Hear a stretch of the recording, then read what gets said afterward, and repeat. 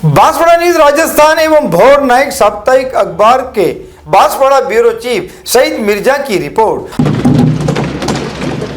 ये देश कायरों के हाथों में ज्यादा देर तक कभी नहीं रहा है। ये देश उठेगा, ये देश लड़ेगा, सत्य मांगेगा, सत्यमेव जयते। जय हिंद।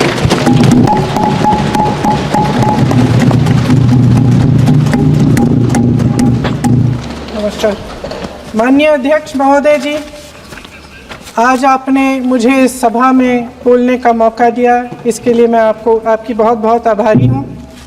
सबसे पहले जो सुरक्षाकर्मी, जो जवान अफसर 13 दिसंबर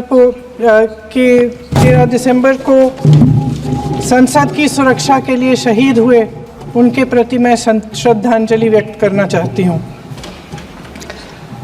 महोदय, हजारों साल पुरानी हमारी देश की, धर्म की एक पुरानी परंपरा रही है। ये परंपरा संवाद, चर्चा की रही है। एक गौरवशाली परंपरा है जो दर्शन ग्रंथों में, वेदों में, उपनिषदों में दिखती है। वाद विवाद और संवाद की हमारी पुरानी संस्कृति है। अलग अलग धर्मों में भी, इस्लाम में, सूफियों में, बौद्ध धर्म में, जैन धर्म में, सिख धर्म में भी ये वाद संवाद, ये चर्चा बहस, इसकी संस्कृति रही है। इसी परंपरा से उभरा हमारा स्वतंत्रता संग्राम। हमारा स्वतंत्रता संग्राम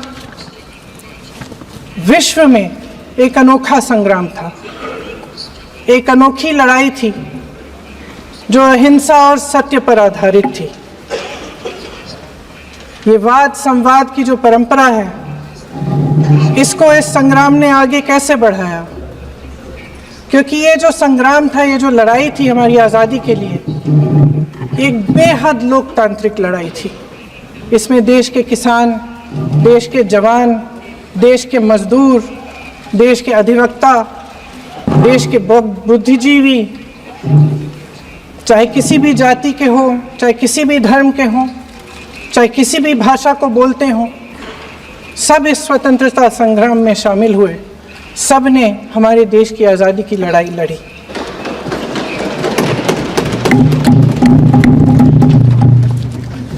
और उसी आज़ादी की लड़ाई से एक आवाज़ उभरी जो हमारी देश की आवाज़ थी। वो आवाज़ ही आज हमारा संविधान है। साहस की आवाज़ थी, हमारी आज़ादी की आवाज़ थी, और उसी की गूंज ने हमारे संविधान को लिखा और बनाया। ये सिर्फ एक दस्तावेज नहीं है। बाबा साहेब अम्बेडकर, मौलाना आज़ाद जी, राजगोपालाचारी जी और जवाहरलाल नेहरू जी और उस समय के तमाम नेता, जैसे आपने कहा, इस संविधान को बनाने की जो कार्य में सालों के लिए जुटे रहे। हमारा संविधान इंसाफ, उम्मीद, अभिव्यक्ति और आकांक्षा की वो ज्योत है जो हर हिंदुस्तानी के दिल में जलती है। अध्यक्ष महोदय, इस ज्योत ने हर एक भारतीय को ये पहचानने की शक्ति दी कि उसे न्याय मिलने का अधिकार है, कि उसमें अपने अधिकारों के लिए आवाज़ उठाने की क्षमता है, कि जब वो आवाज़ उठाएगा तो सत्ता को उसके सामने झुकना पड़ेगा। इस संविधान ने हर एक देशवासी को ये अधिकार दिया कि वो सरकार बना भी सकता है और सरकार बदल भी सकता है। ये ज्योत जो हर हिंदुस्तानी के दिल में जलती है, उसने हर हिंदुस्तानी को यह विश्वास दिया कि देश की संपत्ति में, देश की दौलत में, संसाधनों में उसका भी हिस्सा है, कि उसे एक सुरक्षित भविष्य की उम्मीद का अधिकार है, कि देश बनाने में भी उसकी भागीदारी है। उम्मीद और आशा की ये ज्योत मैंने देश के कोने कोने में खुद देखी है। उन्नाव में मैं एक रेप पीड़िता के घर गई, उसे जलाकर मार डाला था। वो शायद 20-21 साल की होगी। हम सब के बच्चे हैं। हम सोच सकते हैं कि अगर हमारी बेटी के साथ बार बार बलात्कार हुआ और फिर जब वो अपनी लड़ाई लड़ने के लिए गई तो उसको जलाकर मार डाला गया होता तो हम पर क्या बीतती। मैं उस बच्ची के पिता से मिली। उसके खेत जलाए गए थे, उसके भाइयों को पीटा गया था, उसके पिता को बाहर से, घर के बाहर घसीट कर मारा गया था। उस पिता ने मुझे बताया कि बेटी, मुझे न्याय चाहिए। मेरी बेटी अपने एफआईआर को दर्ज करने के लिए जब जिले में गई तो उसको मना किया गया, अगले जिले में जाना पड़ा उसे। वो रोज सुबह 6 बजे उठकर तैयार होकर अकेली अपने मुकदमे को लड़ने के लिए अगले जिले में ट्रेन से जाती थी। उसके पिता ने मुझे कहा कि मैंने उससे कहा, बेटी अकेले मत जाओ, छोड़ दो ये लड़ाई। लेकिन उसकी बेटी ने उसको जवाब दिया कि नहीं पिताजी, मैं अकेली जाऊंगी, मैं लड़ूंगी, ये मेरी लड़ाई है, मैं इसको लड़ूंगी। ये लड़ने की क्षमता, ये हिम्मत उस लड़की को और करोड़ों भारत की नारियों को हमारे संविधान ने दी। आगरा में मैं अरुण वाल्मीकि के घर गई। अरुण वाल्मीकि पुलिस स्टेशन में काम करता था, सफाई का काम करता था। आप सोच सकते हैं हमारी तरह उसका भी परिवार था। नई नई शादी हुई थी, 2-3 महीनों का बच्चा था। पुलिस स्टेशन में चोरी हो गई। चोरी का इल्ज़ाम उस पर लगाया गया। उसके पूरे परिवार को उठाकर पुलिस स्टेशन में ले गए। आप हंस रहे हैं, लेकिन ये गंभीर बात है। और क्या गंभीर करें, बात। हंसेंगे। शर्म करो। शर्म। अरुण वाल्मीकि को पीट पीट के मार डाला, उसकी बीवी को पीटा, उसके पिता के नाखून निकाले, उसके पूरे परिवार को पीटा गया। जब मैं उस जवान महिला से मिलने गई जो अभी अभी विधवा हुई थी, तो उसने मुझे कहा कि दीदी, हमें सिर्फ एक चीज़ चाहिए, हमें न्याय चाहिए और हम इस न्याय के लिए लड़ते रहेंगे, चाहे कुछ भी हो जाए। ये हिम्मत उस महिला को हमारे संविधान ने दी।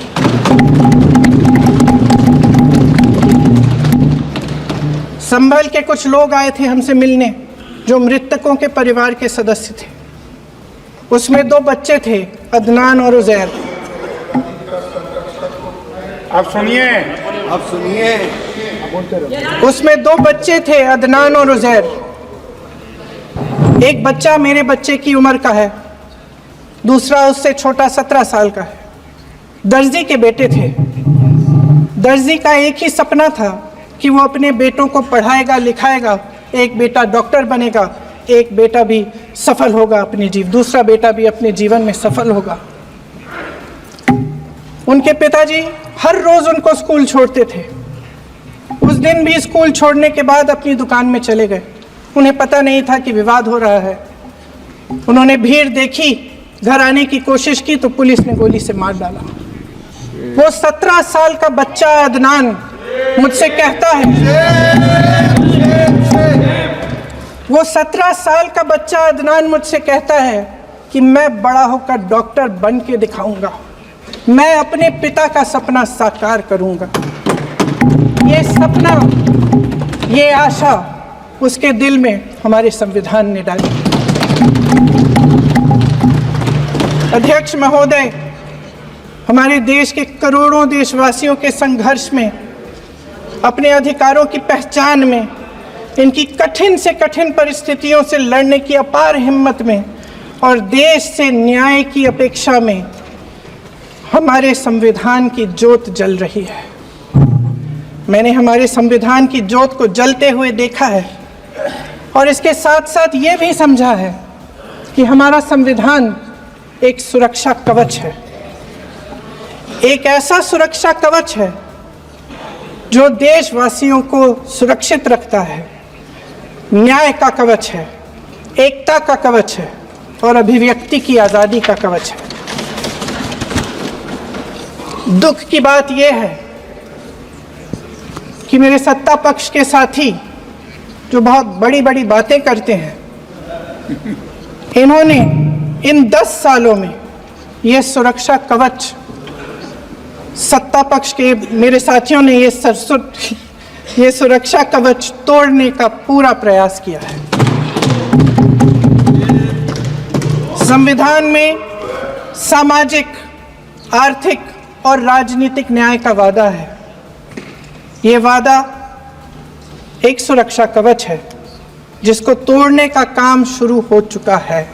लैटरल एंट्री और निजीकरण के जरिए ये सरकार आरक्षण को कमजोर करने का काम कर रही है। अगर लोकसभा में ये नतीजे नहीं आए होते तो ये संविधान बदलने का काम भी शुरू कर लेते। सच्चाई ये है अध्यक्ष महोदय कि आज संविधान बार बार इसलिए कह रहे हैं क्योंकि इस चुनाव में इनको पता चल गया कि इस देश की जनता ही इस संविधान को सुरक्षित रखेगी, कि इस चुनाव में हारते हारते जीतने से इन्हें एहसास हुआ कि ये संविधान बदलने की बात इस देश में नहीं चलेगी। आज जनता की मांग है कि जाति जनगणना हो। सत्ता पक्ष के मेरे साथी ने इसका जिक्र किया। ये जिक्र भी आज इसलिए हो रहा है क्योंकि चुनाव में ये नतीजे आए। ये जाति जनगणना इसलिए जरूरी है ताकि हमें पता चले कि किसकी क्या स्थिति है और नीतियां उस हिसाब से बने। इनकी गंभीरता का प्रमाण ये है कि जब चुनाव में पूरे विपक्ष ने जोरदार आवाज उठाई कि ये जाति जनगणना होनी चाहिए, तो इनका जवाब देखिए। इनका जवाब भैंस चुरा लेंगे, मंगलसूत्र चुरा लेंगे, इनका ये जवाब था। ये गंभीरता है इनकी जाति जनगणना पर। महोदय, हमारे संविधान ने आर्थिक न्याय की नींव डाली, किसानों, गरीबों और को जमीन बांटी, भूमि सुधार किया, जिसका नाम लेने से कभी कभी आप झिझकते हैं और कभी कभी उनका नाम धड़ाधड़ इस्तेमाल किया जाता है अपने आप को बचाने के लिए। उन्होंने HAL, BHEL, SAL, GAIL, ONGC, NTPC, railways, IIT, IIM, oil refinery, steel plant, तमाम PSU बनाए। अध्यक्ष महोदय, उनका नाम पुस्तकों से मिटाया जा सकता है, उनका नाम भाषणों से मिटाया जा सकता है, लेकिन जो उनकी भूमिका रही इस देश की आज़ादी के लिए और इस देश के निर्माण के लिए, वो इस देश में से कभी मिटाया नहीं जा सकता। 75 सालों में जनता का भरोसा रहा कि नीतियाँ बनेंगी तो जनता की भलाई के लिए बनेंगी। जल जंगल जमीन का अधिकार मिला आदिवासी भाई बहनों को। इंदिरा जी ने बैंकों का राष्ट्रीयकरण करवाया, खदानों का राष्ट्रीयकरण कराया। कांग्रेस और यूपीए की सरकारों में शिक्षा का, भोजन का अधिकार मिला। 75 सालों में जनता का भरोसा मिला। पहले संसद चलती थी तो जनता की उम्मीद होती थी कि सरकार महंगाई और बेरोजगारी पर चर्चा करेगी, कोई उपाय निकालेगी, कोई रास्ता निकालेगी। लोग मानते थे कि अगर कोई नई आर्थिक नीति बनेगी तो देश की अर्थव्यवस्था को मजबूत बनाने के लिए बनेगी, तो भारतीय बाजार को मजबूत बनाने के लिए बनेगी, उनके भविष्य को मजबूत बनाने के लिए बनेगी। किसान और आदिवासी भाई बहन भरोसा करते थे कि यदि ज़मीन के कानून में संशोधन होगा तो उन्हीं की भलाई के लिए होगा।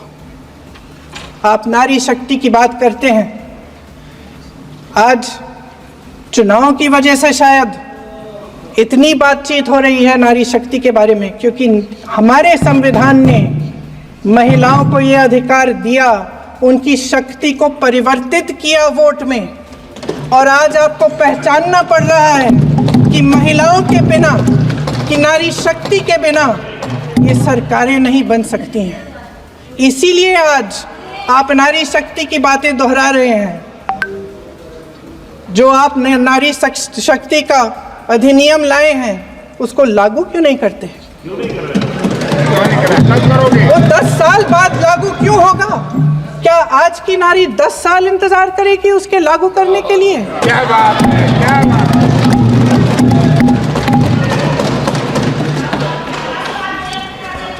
आज संसद में बैठे हुए सत्ता पक्ष के मेरे साथी ज़्यादा से ज़्यादा अतीत की बातें करते हैं। 1921 में क्या हुआ, कब हुआ, नेहरू जी ने क्या किया। अरे वर्तमान की बात करिए, देश को बताइए आप क्या कर रहे हैं, आपकी जिम्मेदारी क्या है? कि सारी जिम्मेदारी जवाहरलाल नेहरू की है। अध्यक्ष महोदय जी, ये सरकार आर्थिक न्याय का सुरक्षा कवच तोड़ रही है। आज संसद में बैठी ये सरकार बेरोजगारी और महंगाई से जूझ रही हमारी जनता को क्या राहत दे रही है? कृषि के कानून भी बड़े बड़े उद्योगपतियों के लिए बन रहे हैं। सही एमएसपी को छोड़िए, डीएपी तक नहीं मिल रहा है।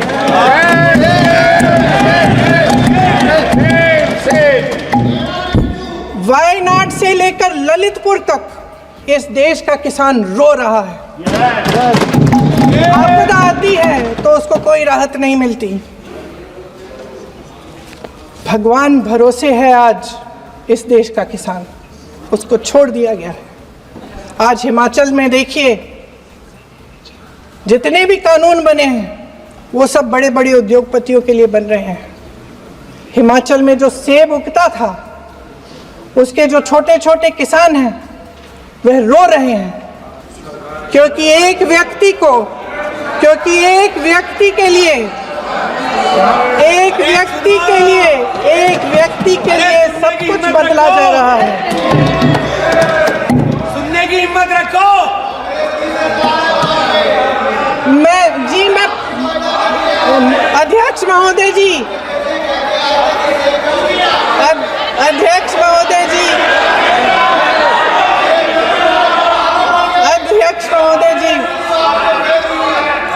महोदय जी, अडानी जी को सारे कोल्ड स्टोरेज प्रदेश की सरकार ने नहीं दिए। अडानी जी को सारे कोल्ड स्टोरेज आपकी सरकार ने दिए। देश देख रहा है, देश देख रहा है कि एक व्यक्ति को बचाने के लिए 142 करोड़ देश की जनता को नकारा जा रहा है। सारे बिजनेस, सारे संसाधन, सारी दौलत, सारे मौके एक ही व्यक्ति को सौंपे जा रहे हैं। सारे बंदरगाह, एयरपोर्ट्स, सड़कें, रेलवे का काम, कारखाने, खदाने, सरकारी कंपनियां सिर्फ एक व्यक्ति को दी जा रही है। जनता के मन में हमेशा ये विश्वास होता था कि अगर कुछ नहीं है तो संविधान हमारी सुरक्षा करेगा, मगर आज आम लोगों के बीच ये धारणा बनती चली जा रही है कि सरकार सिर्फ अडानी जी के मुनाफे के लिए चल रही है। देश में बहुत तेजी से गैर बराबरी बढ़ रही है। जो गरीब है वो और गरीब हो रहा है, जो अमीर है वो और अमीर हो रहा है। इस सरकार ने आर्थिक न्याय की भी सुरक्षा कवच तोड़ दिया है। राजनीतिक न्याय की जब बात होती है, मेरे सत्ता पक्ष के साथी आज खड़े हुए और तमाम गिनती करने लग गए कि ऐसा हुआ वैसा हुआ 1975 में जो हुआ, तो सीख लीजिए ना, आप भी सीख लीजिए। आप भी अपनी गलतियों के लिए माफी मांग लीजिए। आप भी बैलेट पे चुनाव कर लीजिए, आप भी बैलेट पे चुनाव कर लीजिए। दूध का दूध, पानी का पानी हो जाएगा। आप राजनीतिक न्याय की बात करते हैं, सरकारों को पैसों के बल पर गिरा देते हैं।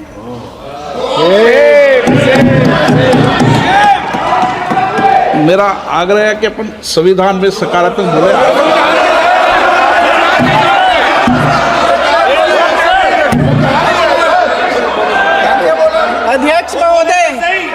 अध्यक्ष महोदय, सत्ता पक्ष के हमारे साथी ने एक उदाहरण दिया उत्तर प्रदेश की सरकार का, तो मैं भी एक उदाहरण दे देती हूँ महाराष्ट्र की सरकार का। मैं भी एक उदाहरण दे देती हूँ हिमाचल की सरकार को तोड़ने की कोशिश किसने की, पैसों के बल पे की, गोवा की सरकार। तमाम उदाहरण है। राजस्थान की क्या ये सरकारें जनता ने नहीं चुनी थी? क्या संविधान इन पर लागू नहीं था? पूरी देश की जनता जानती है कि इनका, हंसती है, जानती है कि इनके यहाँ तो वॉशिंग मशीन है।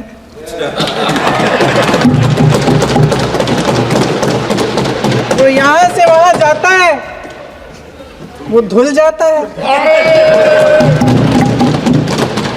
इस तरफ दाग, उस तरफ स्वच्छता। और मेरे कई ऐसे साथी हैं जो इस तरफ होते थे उस तरफ चले गए, मुझे दिख भी रहे हैं, वॉशिंग मशीन में शायद धुल गए हैं। अध्यक्ष महोदय, जहां भाईचारा और अपनापन होता था, जहां हमारे संविधान ने एकता का सुरक्षा कवच दिया था, वहां शक और घृणा के बीज बोए जा रहे हैं। एकता का सुरक्षा कवच तोड़ा जा रहा है। प्रधानमंत्री जी यहाँ सदन में संविधान की किताब को यूं माथे से लगाते हैं, लेकिन संभल में, हाथरस में, मणिपुर में जब न्याय की गुहार आती है, उठती है, तो उनके माथे पे शिकन तक नहीं आता।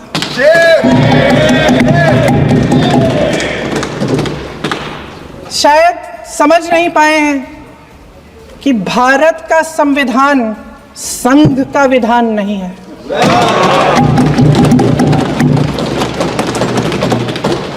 भारत के संविधान ने हमें एकता दी, हमें आपसी प्रेम दिया। उस मोहब्बत की दुकान जिस पर आपको हंसी आती है, उसके साथ करोड़ों देशवासी चले। करोड़ों देशवासियों के दिल में एक दूसरे के लिए प्रेम है, घृणा नहीं है।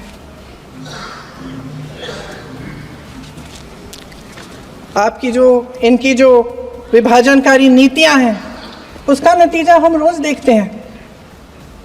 राजनीतिक फायदे के लिए संविधान को छोड़िए, देश की एकता को भी ये रख नहीं सकते, इसकी सुरक्षा नहीं कर सकते। हमने संभल में देखा, मणिपुर में देखा।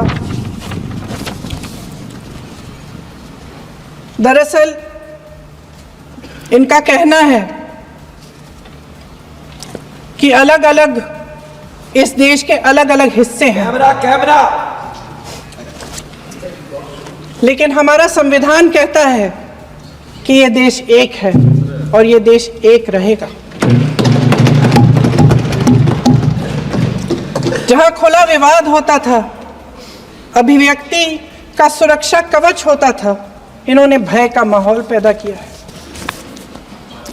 सत्ता पक्ष के मेरे साथी अक्सर 75 सालों की बात करते हैं, लेकिन इन 75 सालों में ये उम्मीद, आशा, ये अभिव्यक्ति की ज्योति कभी थमी नहीं, कभी बुझी नहीं। इस देश की जनता ने खुलकर आलोचना की, निडर होकर धरने किए, प्रदर्शन किए।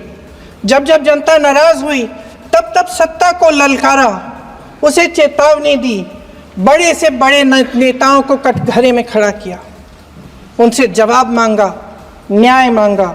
इस देश के छोटे छोटे से नुक्कड़ की दुकानों में, चाय की दुकानों में, इस देश के घरों में, गलियों में, मोहल्लों में, अखबारों में, प्रकाशन घरों में, न्यायपालिकाओं में चर्चा कभी बंद नहीं हुई। लेकिन आज ये माहौल नहीं है।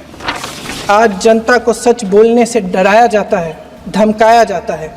पत्रकार हो या विपक्ष का नेता हो या किसी यूनिवर्सिटी का प्रोफेसर हो, छात्र संघ हो या कर्मचारियों का संगठन हो, सबका मुंह बंद कराया जाता है। किसी पे ईडी, किसी पे सीबीआई, किसी पे इनकम टैक्स, फर्जी मुकदमे लगवाए जाते हैं, जेल में डाल दिया जाता है, विपक्षी नेताओं को जेल में डाल दिया जाता है, उनको सताया जाता है। किसी को नहीं छोड़ा इस सरकार ने। देशद्रोही कह के उत्तर प्रदेश में मुझे याद है कुछ अध्यापिकाएं प्रदर्शन कर रही थी, उन पर मुकदमा डाल दिया देशद्रोही का, उन्हें देशद्रोही कह दिया। इन्होंने देश का पूरा माहौल भय से भर दिया है। इनकी मीडिया की मशीन झूठ फैलाती है, तरह तरह के आरोप लगाती है, और शायद वह भी भय में ही है।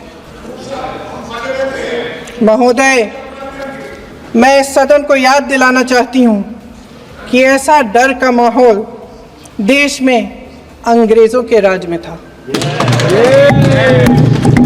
जब इस तरफ बैठे हुए गांधी की विचारधारा वाले लोग आज़ादी की लड़ाई लड़ रहे थे और उस तरफ वाली विचारधारा वाले लोग भय में रहकर अंग्रेजों के साथ साठ-गांठ कर रहे थे।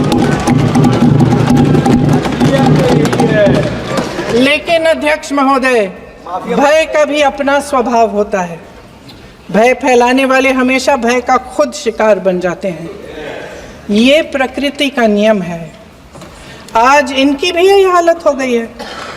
भय फैलाने के इतने आदी हो गए हैं कि खुद भय में रहने वाले हैं, चर्चा से डरते हैं, आलोचना से घबराते हैं।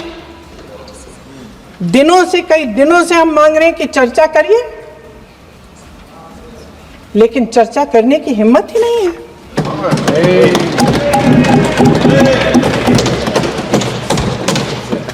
एक कहानी होती थी अध्यक्ष महोदय, शायद बचपन में आपने भी सुनी होगी। राजा भेष बदलकर बाजार में आलोचना सुनने जाता था। ये सुनने जाता था कि प्रजा मेरे बारे में क्या कह रही है, मैं सही रास्ते पे चल रहा हूं कि नहीं। लेकिन आज का राजा, भेष तो बदलते हैं आज के राजा, शौक तो है उनको भेष बदलने का, लेकिन न जनता के बीच जाने की हिम्मत है और न आलोचना सुनने की। महोदय, मैं तो सदन में नहीं हूं।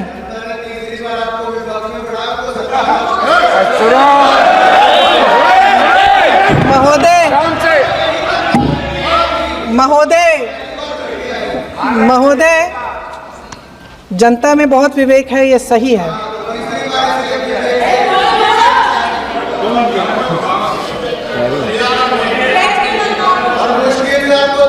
अच्छा महोदय, मैं सदन में नहीं हूँ, कुछ, हाँ ठीक है, मैं सदन में नहीं हूँ, मात्र 15 दिनों से आ रही हूँ। लेकिन मुझे ताज्जुब होता है कि इन 15 दिनों में इतनी बड़े इश्यूज हैं, इतनी बड़ी बातें हैं, प्रधानमंत्री जी मात्र एक दिन के लिए, शायद 10 मिनट के लिए दिखे हैं सब।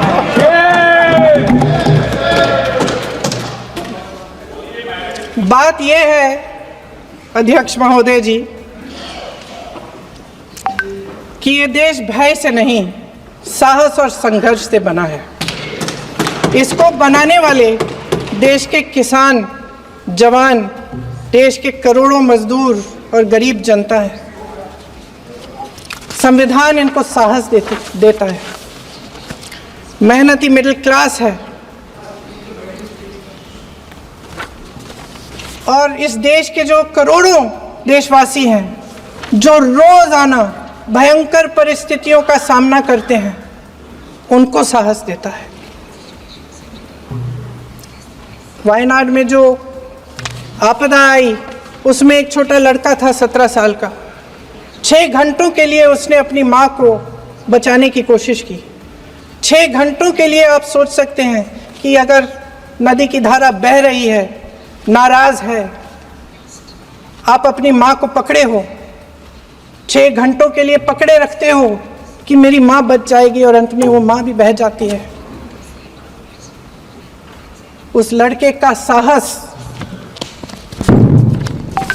उन महिलाओं का साहस जो पीड़ित हैं लेकिन फिर भी अपनी लड़ाई लड़ रहे हैं, उन संभल के बच्चों का साहस जिनके पिताजी अभी अभी गुजर गए लेकिन फिर भी उनके सपनों को साकार करने की हिम्मत है, उनका साहस है, वो साहस इस संविधान ने दिया है।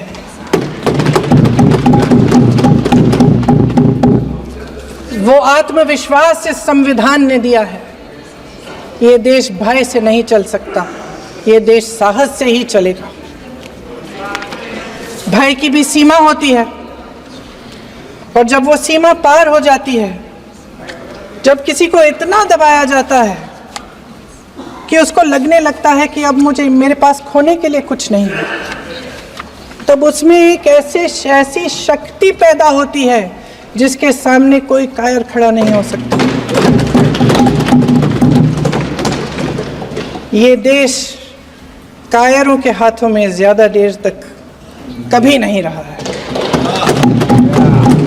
ये देश उठेगा, ये देश लड़ेगा, सत्य मांगेगा, सत्यमेव जयते। जय हिंद।